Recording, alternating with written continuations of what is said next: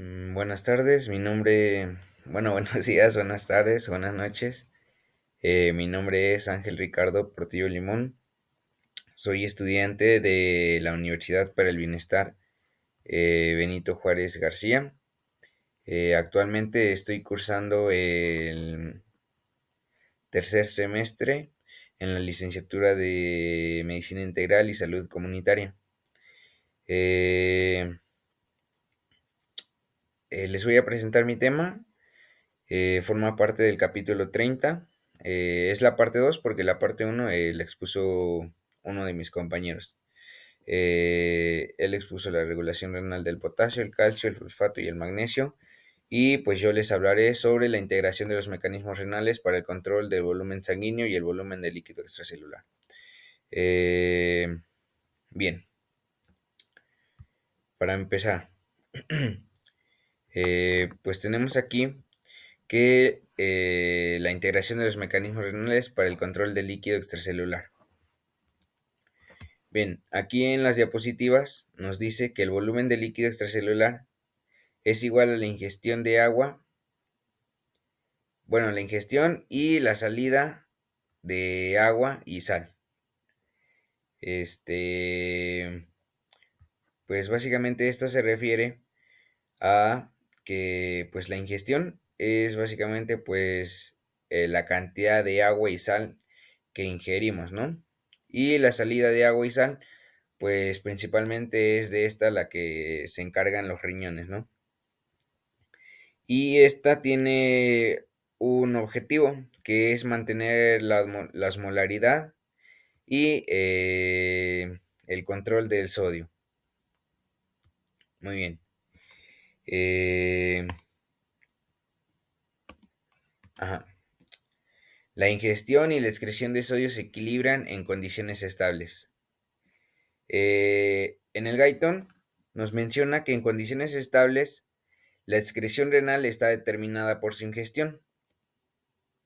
Eh, o sea que básicamente, pues la cantidad de, pues sí, de sodio que ingerimos va a ser la cantidad que tenemos que se tiene que excretar, ¿no?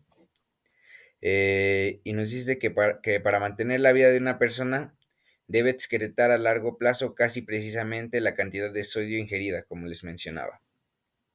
Muy bien. Sin embargo, existen trastornos de la función renal. ¿A qué se refiere esto, no? Bien, existen trastornos renales que no son demasiado graves y estos básicamente se hacen un equilibrio a nivel renal. Eh, Son ajustes intrarrenales, como ya lo mencionaba, con muy mínimos cambios en el líquido extracelular. Y por otro lado, existen trastornos renales graves. Esto es cuando, por ejemplo, los ajustes intrarrenales pues se agotan, ¿no? Las compensaciones renales se agotan, entonces se deben iniciar pues otros ajustes, ¿no? El cuerpo busca otra manera, ¿no? De regular este equilibrio entre la ingestión y la excreción. Entonces, pues se inician a menudo ajustes sistémicos, como lo vemos de este lado, no sé si se alcanza a ver, pero es,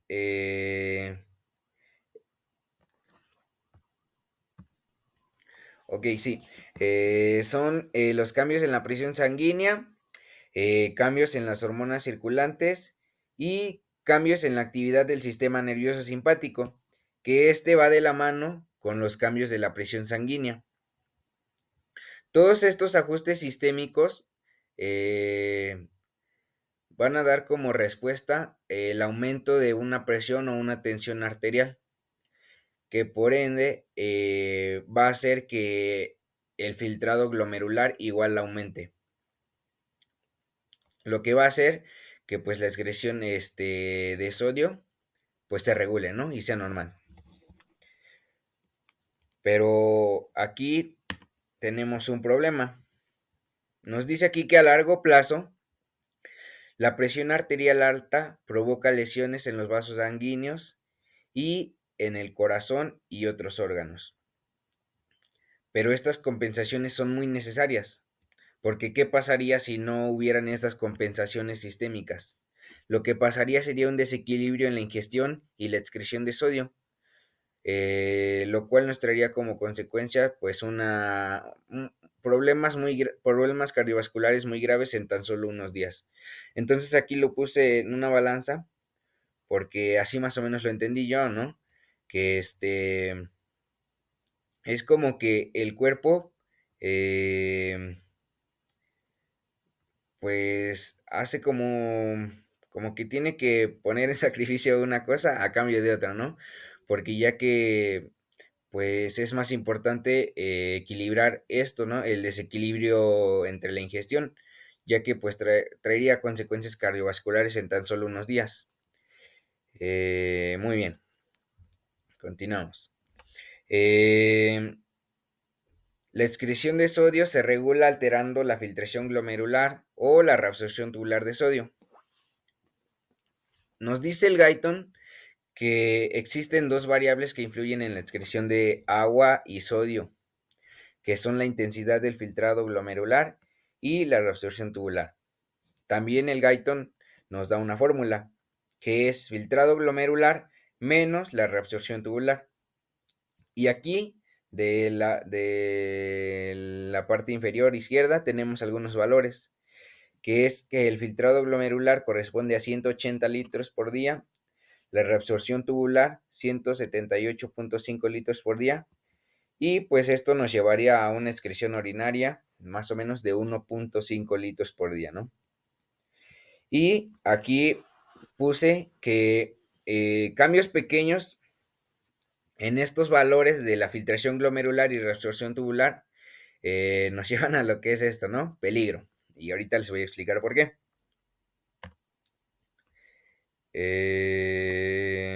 Ahí está. Bien, nos dice aquí que, por ejemplo, un incremento de la filtración glomerular solamente del 5%, que más o menos en un valor sería de 189 litros por día, lo que llevaría a un volumen de orina de 9 litros por día. Entonces, pues como esto no debe de pasar, aquí entran mecanismos de amortiguación. Entran dos mecanismos, los mecanismos intrarrenales, como ya se los mencioné, y los ajustes sistémicos, que también son mecanismos de amortiguación, como ya igual se los mencioné. Estos dos, el equilibrio glomerotubular y la retroalimentación de la mácula densa son intrarrenales, son ajustes intrarrenales. Pero estos ajustes intentan equilibrar la excreción de sodio, ¿no? A su ingestión. Pero como no son tan fuertes, o sea, no logran equilibrar al 100% este equilibrio, entonces entran los ajustes sistémicos, que igual se los mencioné hace rato. Entonces, entre los ajustes intrarrenales y sistémicos, nos van a llevar a una excreción normal de sodio. Eh, ok, aquí hay dos conceptos muy importantes para entender las diapositivas de más adelante. La importancia de la natriuresis y la diuresis por presión en el mantenimiento del equilibrio corporal de sodio y del líquido. Muy bien. Para empezar, ¿qué es la natriuresis por presión? La natriuresis por presión nos dice el Guyton que es un aumento de la excreción de sodio que se produce cuando se eleva la presión arterial. Y la diuresis por presión es el efecto del aumento de esta presión arterial que incrementa la excreción del volumen de orina. O sea que básicamente pues van de la mano, ¿no? O pues se puede decir que es lo mismo. Y aquí también el Guyton nos da una, una tabla, ¿no? En la parte de abajo tenemos lo que es la presión arterial en milímetros de mercurio y la parte izquierda el sodio urinario o la diuresis en valores normales, ¿no? nos dice aquí que, por ejemplo, cuando hay una presión arterial estable, que lo marca en la tabla en 100 milímetros de mercurio, pues va a haber un sodio urinario, pues igual estable, ¿no?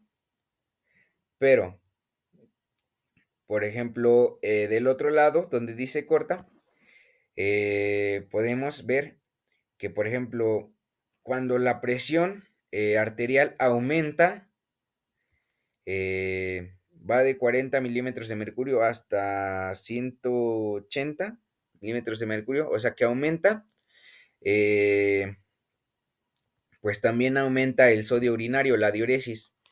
Esto quiere decir que, pues básicamente la diuresis eh, aumenta su excreción hasta 5 veces más de lo normal, ¿no? Básicamente eso nos dice esta tabla. Aquí tenemos un esquema.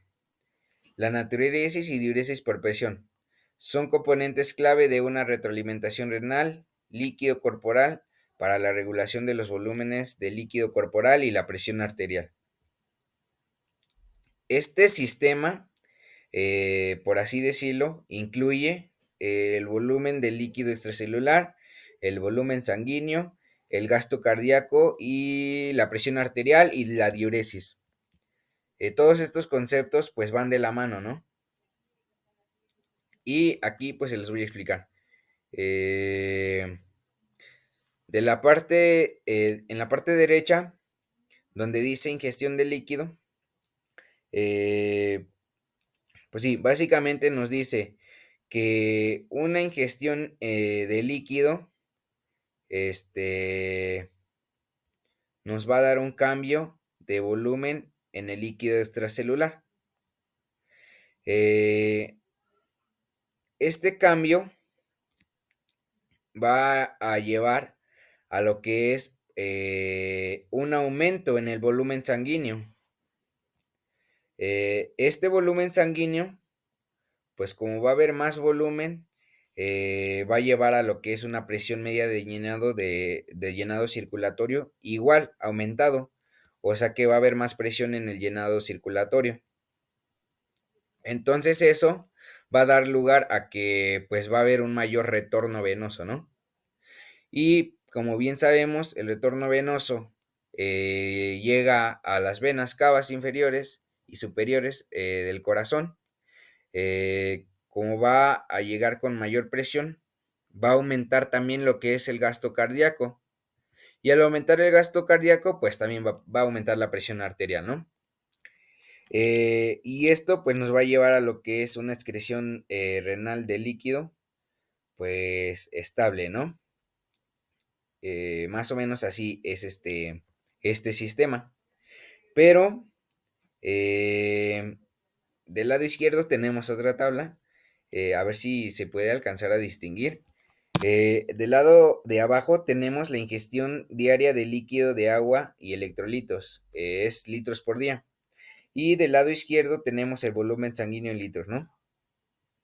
Aquí nos dice que, por ejemplo, cuando hay una ingestión de 1 a 4 litros por día de líquido, pues son valores normales, ¿no? O sea que mientras se ingiera este líquido, no va a haber un cambio en el volumen sanguíneo, ¿no? Como en el esquema de la derecha, notan apreciar que dice ingestión de líquido, que posteriormente lleva a un cambio en el volumen de líquido extracelular. Y ese cambio en el líquido extracelular lleva cambio a un volumen sanguíneo. Pero para que ese cambio ocurra, debe rebasar los valores normales, ¿no? De la ingestión diaria de líquido. Que un valor ya fuera de lo normal sería a partir de 4 litros en adelante. Y pues básicamente esto no es tan peligroso, ¿no? El exceso del consumo de líquidos, ya que pues se regulan a través de este sistema. Pero bien, por el contrario, podemos apreciar también en la tabla que qué pasa si hay una deficiencia en el consumo de este líquido. Aquí lo maneja de menos de 1 litro en la ingestión diaria de agua. Pues básicamente nos dice esa tabla que una deficiencia en la ingestión de líquido va a conducir a lo que es un volumen sanguíneo bajo. No, no sé si se puede apreciar que se ve como pues disminuye, ¿no? El volumen sanguíneo y pues al haber un volumen sanguíneo bajo, pues nos va a llevar a lo que es una muerte, ¿no? Así lo maneja el libro. Muy bien, continuemos. La distribución del líquido extracelular entre los espacios intersticiales y el sistema vascular. Muy bien. Existen factores que dan lugar a acumulación de líquido en el espacio intersticial. Existen 4 factores que son los principales. Uno es el aumento de la presión hidrostática capilar. 2, la reducción de la presión coloidosmótica plasmática. 3, el aumento de la permeabilidad de los capilares. Y 4, la obstrucción de los vasos linfáticos. Ok. Mm, mm, muy bien. Aquí nos menciona que un aumento en la presión hidrostática capilar, o sea, abajo les puse una imagen en donde se ve un capilar y el espacio intersticial. Eh, o sea que un aumento en la presión hidrostática capilar va a dar lugar a una acumulación en el líquido intersticial. La reducción de la presión coloidosmótica plasmática, que la presión coloidosmótica, como sabemos, es la presión que se ejerce sobre los vasos sanguíneos para que, pues, sea como, tenga como fuerza, por así decirlo, ¿no? Entonces, una reducción de esa presión, lo que va a hacer, pues, va a hacer que el líquido, que sí, que pues el líquido se fugue, ¿no? Por otro lado, el aumento de la permeabilidad de los capilares, o sea, hace que igual va a hacer que pues sí, el líquido se fugue al espacio intersticial. Y por último, la obstrucción de los vasos linfáticos, que esos se encuentran en el espacio intersticial. Entonces, al haber una obstrucción de estos vasos linfáticos, pues por obvias razones, eh, el líquido que está en el espacio intersticial, pues no va a drenarse, ¿no? Entonces va a conducir a lo que es un edema. Aquí, del lado izquierdo, tenemos igual una tabla. Abajo tenemos lo que es el volumen de líquido extracelular en litros y el volumen sanguíneo en litros. Eh, Más o menos, aproximadamente de 15 litros de volumen extracelular a 5 litros de volumen sanguíneo son valores normales, ¿no? Pero ¿qué pasa? Cuando, cuando estos valores aumentan y existen estos factores que les mencionaba, pues va a aumentar el líquido en el espacio intersticial, lo que va a llevar a lo que es pues un edema, ¿no? Los factores nerviosos y hormonales aumentan la eficacia por el control renal líquido corporal. Aquí nos dice que los factores nerviosos y hormonales influyen en la filtración glomerular y la reabsorción tubular. Por tanto, en la excreción renal, eh, de agua y sal. Pero, sin embargo, las anomalías en la función renal o diversos factores nerviosos y hormonales que influyen en los riñones pueden dar lugar a cambios acentuados de la presión arterial y volúmenes de líquido corporal. Ok. Ahorita más o menos en la siguiente diapositiva les voy a explicar más o menos a qué hace referencia esto. Eh, los factores nerviosos hablábamos en la anterior diapositiva. Aquí nos dice, el sistema nervioso simpático controla la excreción renal, que son reflejos de los vasoreceptores arteriales y del receptor del estiramiento de presión baja. Vasoreceptores, perdón. Eh, Nos dice que los riñones reciben una inervación simpática muy extensa. Y bien, eh, este sistema básicamente funciona cuando hay una hemorragia, ¿no? Cuando hay una hemorragia, va a haber pues menos presión en los vasos sanguíneos, pulmonares y otras regiones torácicas. Esto va a llevar a una activación refleja del sistema nervioso simpático. Y esto va a dar lugar a tres cosas que están marcadas ahí en la imagen. La contracción, constricción de las arteriolas renales.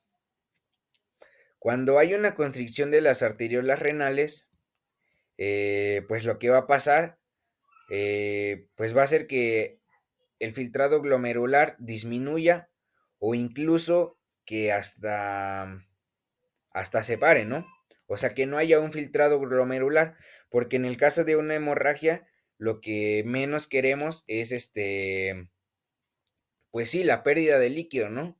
Porque lo que estamos perdiendo es volumen sanguíneo. Entonces, se tiene que reabsorber el mayor, se tiene que reabsorber y pues, acumular el mayor líquido posible, ¿no? El segundo es el aumento de la reabsorción tubular de sal y de agua. Al haber eh,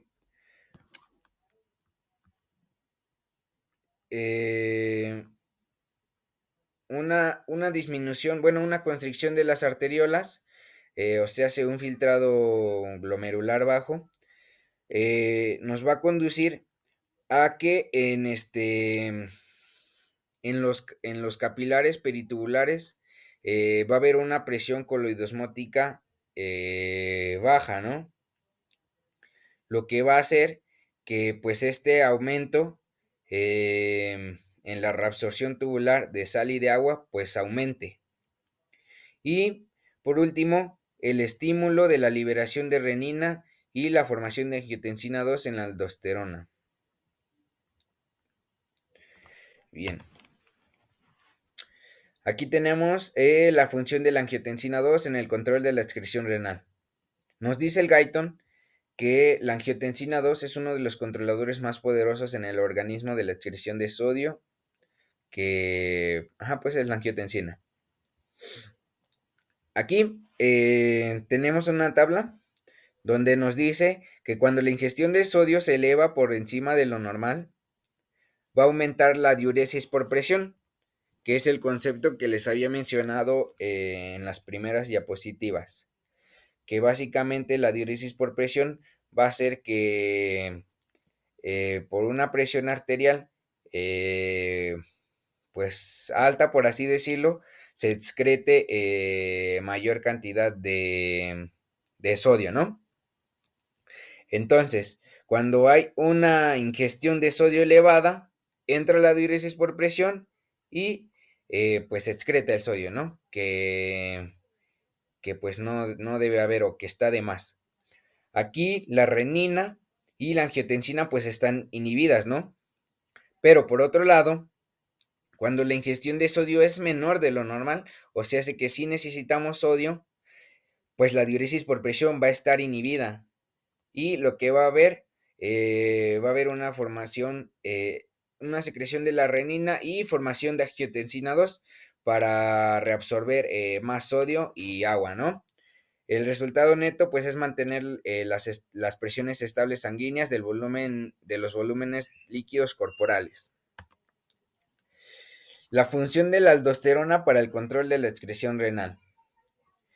Nos dice aquí que la aldosterona, eh, la función de la aldosterona, pues, es aumentar la reabsorción de sodio, en especial en los túbulos y conductos colectores. El efecto neto de la aldosterona es hacer que los riñones retengan sodio y agua y también aumentar la excreción de potasio en la orina. La función de la aldosterona en la regulación del equilibrio del sodio está muy relacionada con la angiotensina 2. Em, bueno, esto se debe a un sistema, al sistema renina-angiotensina-aldosterona, que pues ya lo hemos visto anteriormente en clase, que pues están muy relacionados, ¿no? Y aquí nos dice que cuando la ingestión de sodio es menor de lo normal, como ya en la anterior tabla, entra la diuresis por presión, está inhibida, ¿no? Entonces ahí entra en juego la renina, la angiotensina y la aldosterona, ¿no? Para una reabsorción de sodio y secreción de potasio en los túbulos colectores corticales. Durante la secreción elevada y mantenida de la aldosterona, los riñones escapan de la retención de sodio inducida por la aldosterona a medida que la presión arterial aumenta. Aquí el Guyton nos da dos patologías, ¿no? En una es un paciente con síndrome de Cohn, que es un tumor en la glándula suprarrenal. Aquí, debido a un tumor en la glándula suprarrenal, este, la glándula suprarrenal va a secretar mucha aldosterona, mucha aldosterona. Entonces, incluso aunque no se necesite, va a estar secretando aldosterona.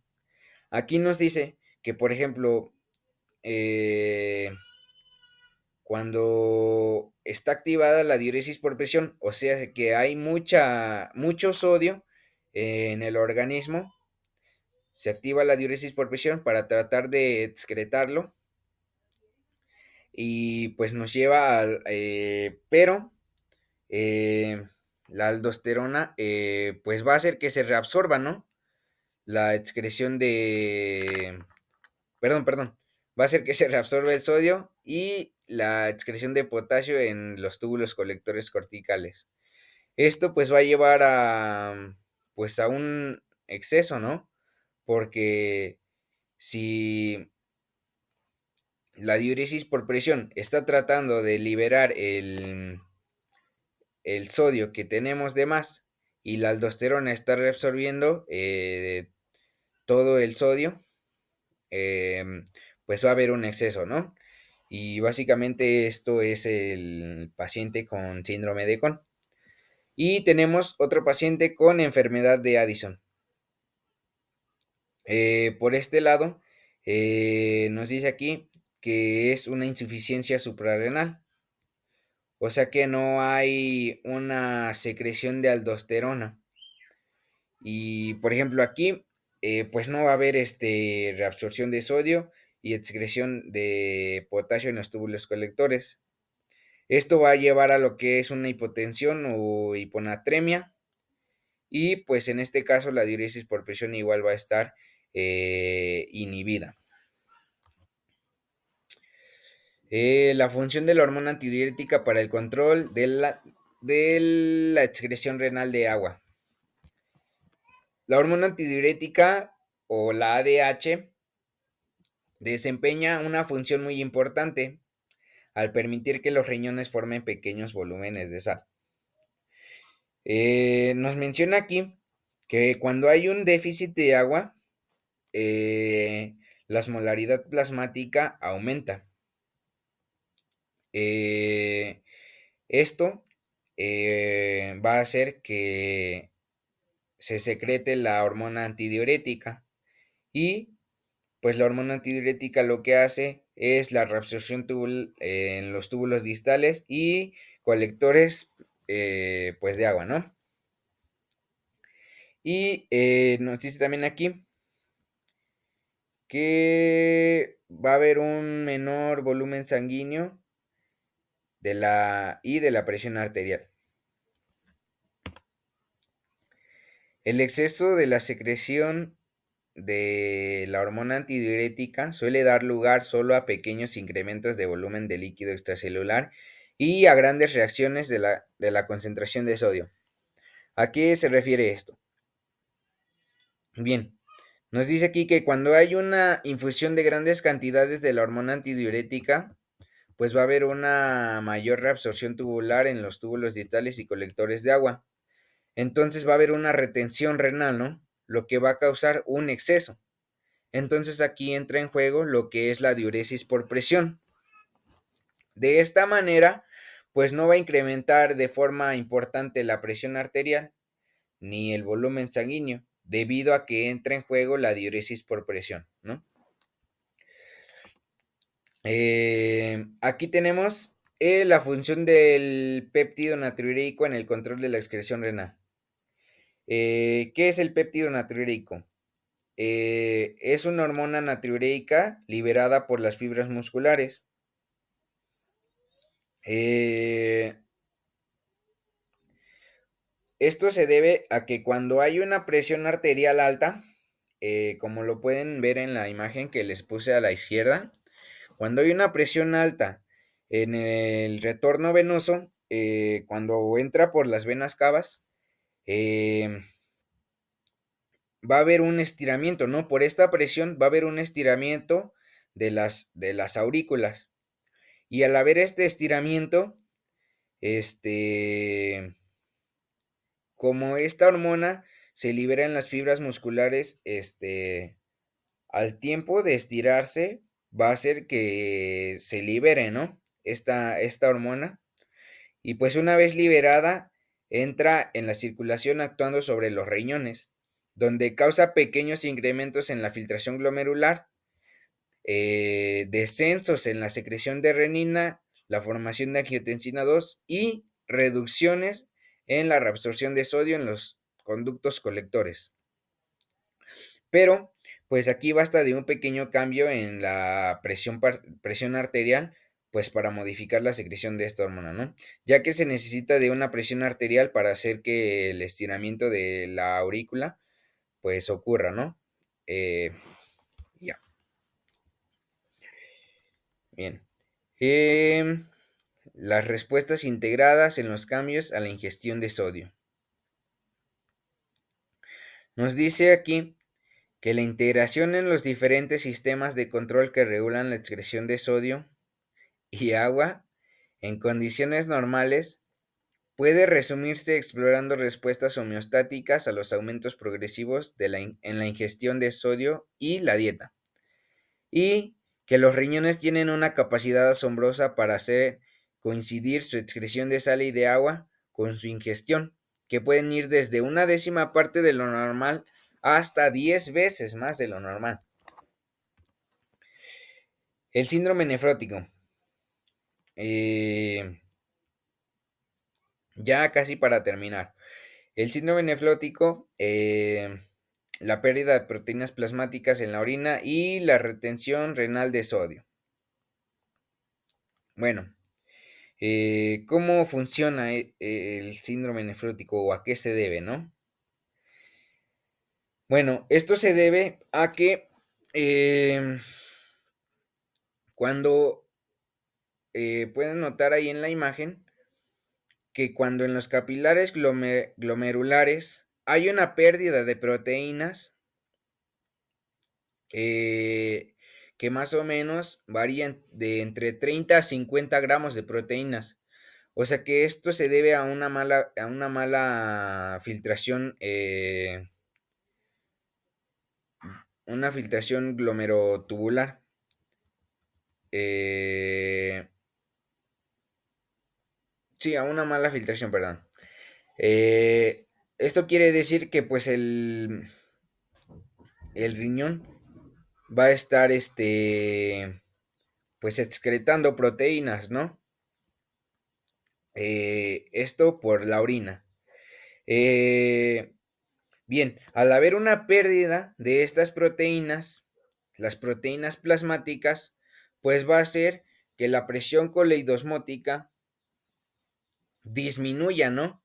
Y como ya lo mencionaba antes, una baja presión en la presión coloidosmótica va a hacer que el líquido, bueno, que el líquido se libere hacia el espacio intersticial, formando lo que es un edema. Pero bien, al haber una presión coloidosmótica baja y que el líquido se esté fugando hacia el espacio intersticial, pues lo que va a suceder es que va a haber un descenso en el volumen plasmático, ¿no? Y ahí entran los sistemas ahorradores de sodio, como son el sistema renina-angiotensina-aldosterona y otros que ya les mencioné anteriormente. Esto pues van a entrar en juego estos sistemas ahorradores de sodio, reteniendo el sodio y el agua. Pero lo único que va a hacer esto es que va a tratar de equilibrar, ¿no? Esta pérdida de volumen plasmático que estamos teniendo. Pero lo que va a pasar es que solo va a haber una concentración plasmática de proteínas que se diluye. Y al tratar de equilibrarse esto, pues lo que va a pasar es que pues va a haber más edema, ¿no? Debido a la pérdida de proteínas plasmáticas que provocan un descenso en la presión coloidosmótica, ¿no? Y pues básicamente es esto, ¿no? Edemas. Nos dice aquí que el resultado neto es la retención renal masiva del líquido hasta que aparece un edema extracelular tremendo, a no ser que se instituya un tratamiento que restaure las proteínas plasmáticas. Al restaurar esas proteínas plasmáticas, va a aumentar la presión coloidosmótica y pues va a evitar que baje el volumen plasmático y por ende pues no haya una fuga de este líquido hacia el espacio intersticial, ¿no? Básicamente a esto se refiere el síndrome nefrótico. Y ya por último, pues la cirrosis hepática, menor síntesis hepática de proteínas plasmáticas y la retención renal de sodio, nos dice aquí que existe una reducción, perdón, de la concentración plasmática de proteínas, se debe a una destrucción de los hepatocitos. Esto, a comparación del otro, del síndrome nefrótico, pues no es porque las estemos perdiendo, ¿no? Sino porque los hepatocitos em, se encuentran en el hígado y son estos los que se encargan de sintetizar las proteínas plasmáticas, ¿no? Entonces, al destruirse estos hepatocitos, eh, pues reduce la capacidad del hígado de sintetizar más proteínas plasmáticas, ¿no? Y pues va a pasar pues todo lo anterior, ¿no? Pero solo que por esta razón, por esta, en esta patología, perdón, va a ser por una destrucción de hepatocitos y no por una pérdida, como lo mencioné anteriormente. Y pues hasta aquí llega el capítulo 30. Y pues eso sería todo. Espero le hayan entendido, espero haberme explicado bien. Y si no, pues si tienen dudas, pues me las preguntan en clase. Y pues muchas gracias, eso sería todo. Hasta luego.